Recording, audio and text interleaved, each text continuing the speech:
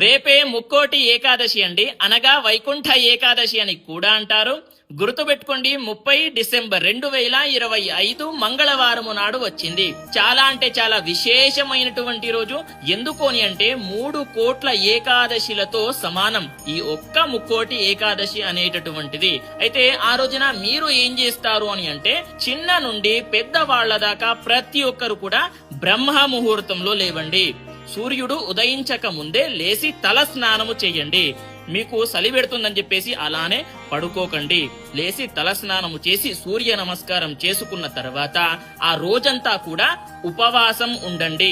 పండ్లు ఫలహారాలు తినవచ్చు, తప్పేమీ ఉండదు. అదే విధంగా ఏదైనా సరే ఇప్పుడు శివాలయానికి కానివ్వండి, వైష్ణవాలయానికి కానివ్వండి, ఉత్తర ద్వారం నుంచి దర్శనం చేసుకోండి. అదే విధంగా ఏం చేస్తారు అని అంటే, ఏదైనా సరే విశేషంగా కోరిక ఉన్నట్లయితే ఎవరికైనా సరే దాన ధర్మాలు చేయండి. అది బ్రాహ్మణుడికైనా సరే, అదే విధంగా ఏదైనా సరే బీద వాళ్ళు ఉంటారు కదా, వాళ్ళకైనా సరే అన్నదానమో వస్త్రదానమో చేస్తే గనక విశేషంగా ఫలితాలు పొందుతారు. మీరు చేసుకున్నటువంటి 1,00,000 కోటి పాపాలని హరించి శుభ ఫలితాలని పొందుతారు అనేటటువంటిది గుర్తుపెట్టుకోండి.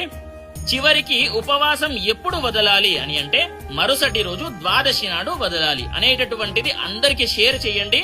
స్వస్తి, సర్వే జనాః సుఖినో భవంతు.